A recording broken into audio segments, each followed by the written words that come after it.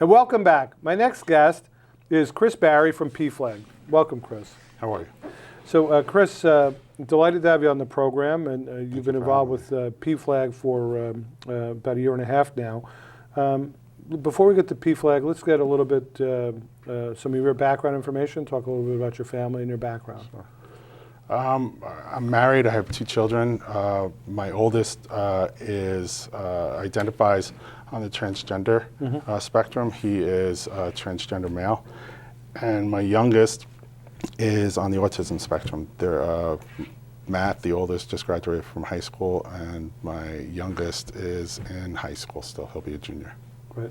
If you don't mind, what school do they go to? My son Matt is a part of the PTech program. It's part of BOCES. Right. And PTech is a 6-year program, and he just graduated his high school portion of it, so he's finishing up his associate's degree at RCC. Great, outstanding. So maybe you could just tell us, where do you live in? I live in Tapan, in Orangetown. Great, okay. So maybe you could just explain what PFLAG means. PFLAG right now is just considered a trademark. When it was originated in the 70s, it meant parents and families of lesbian and gays. But that community has grown in its moniker. It's LGBTQIA now, plus actually. So basically it's considered a trademark. It's a national organization with 400 chapters around the country. We're just one, but there's a few. There's one in Bergen, there's one in Westchester. And what we do is we educate and advocate and support the parents, friends, families, and allies of the LGBTQIA community. Great. So let's talk a little bit about that, because I think that we've come a long way in our society and certainly legally in New York State as it relates, to rights for lesbian, gay, transgender, queer individuals.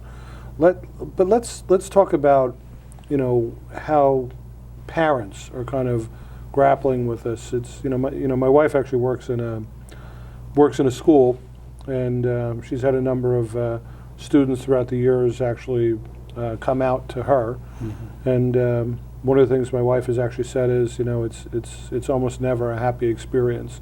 It's a bit of a struggle as folks are learning about themselves and coming to a point of self-discovery.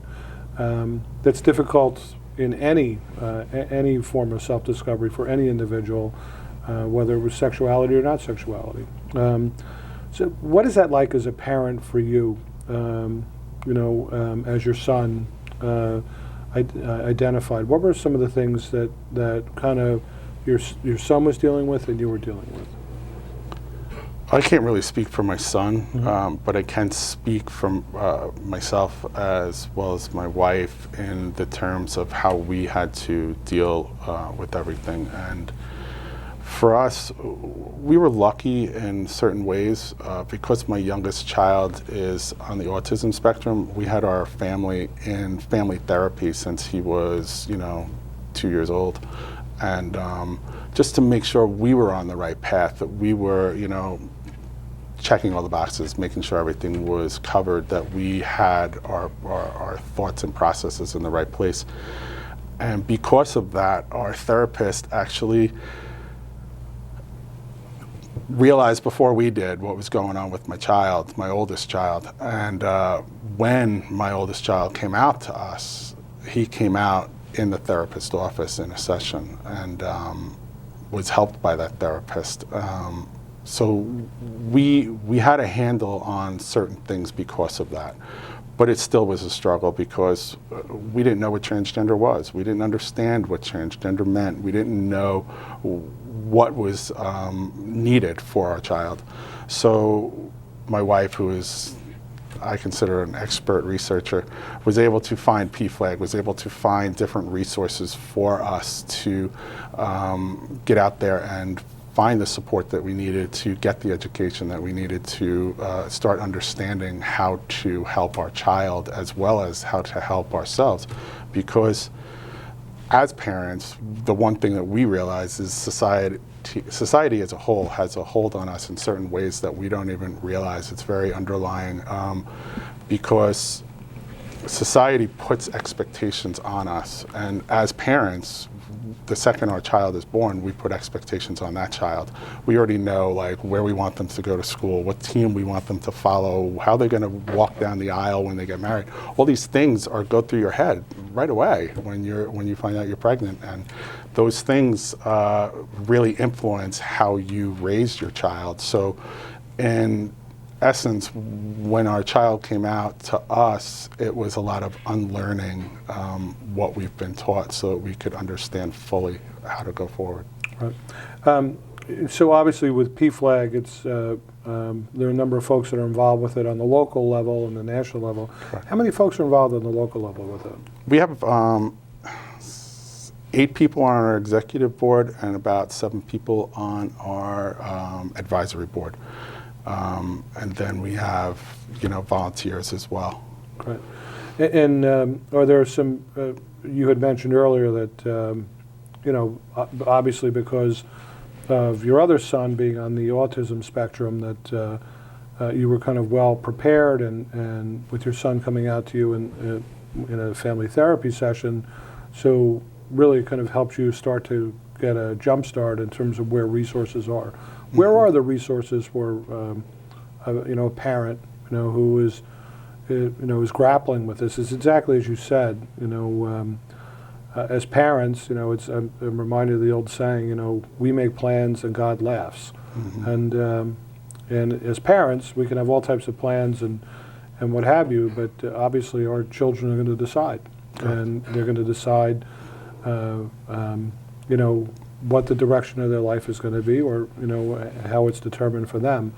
And so as a parent, you want to be as supportive as possible of your child.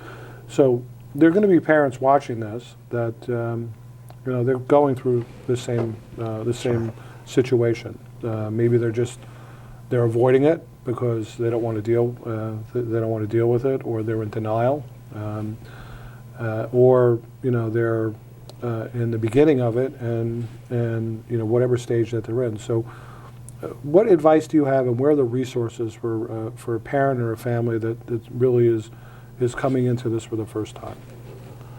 As far as advice goes, the most important thing to realize is that everybody is on their own path. They're all going to be able to come to terms or deal with things in their own time and in their own way, and there is no wrong path.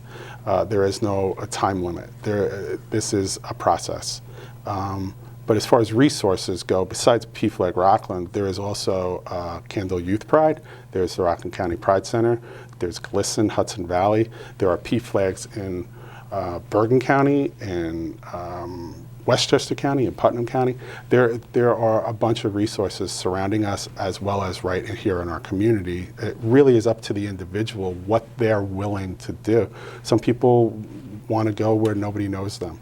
Some people want to deal with the fact that they're very religious, and how do they deal with that? And there's a group that's part of a church, the Church of the Presentation over in Upper Saddle River, that helps parents deal with their Catholicism as well as their newfound path.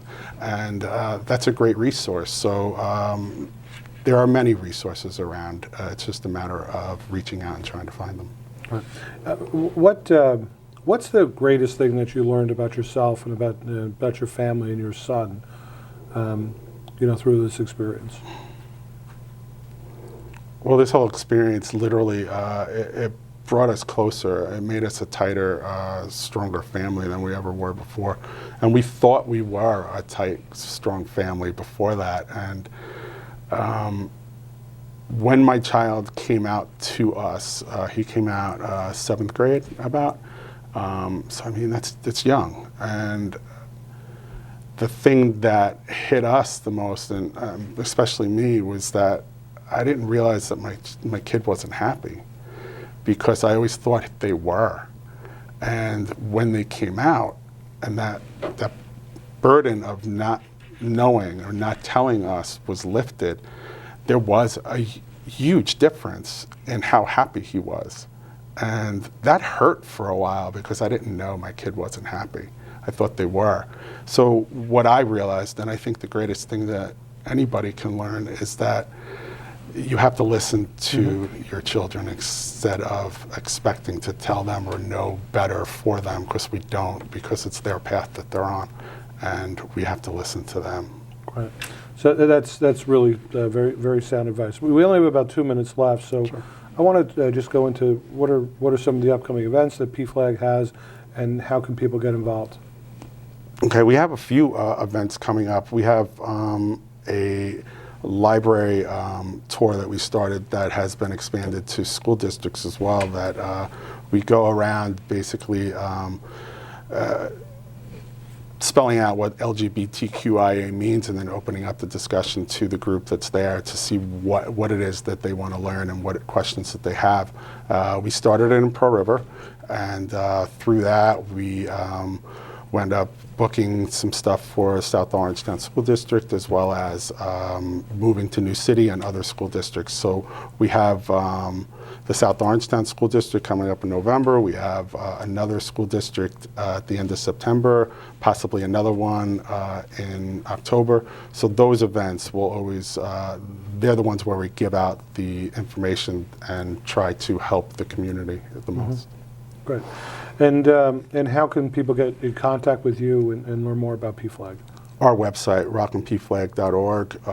You can also, there's a phone number there that you can reach out, and that phone number will go directly to me, and I can help them in any way that they need it. Great. I want to thank you, Chris, for being such a wonderful guest and talking about a life-changing and important and often difficult topic for families and for children. Really kind of understanding as they're discovering and learning about themselves and their gender identification and their path in life. And obviously you're still kind of in the beginning of this, to a certain extent, but your sharing of information and your involvement obviously is helping not only you and your family, but will also be a pathway to help others as well. So I want to thank you for being a great guest and for your efforts. Thank you. Great. So stay tuned. Coming up, we have Gabriel Botaro from the Rockland Veterans Center. We'll be right back.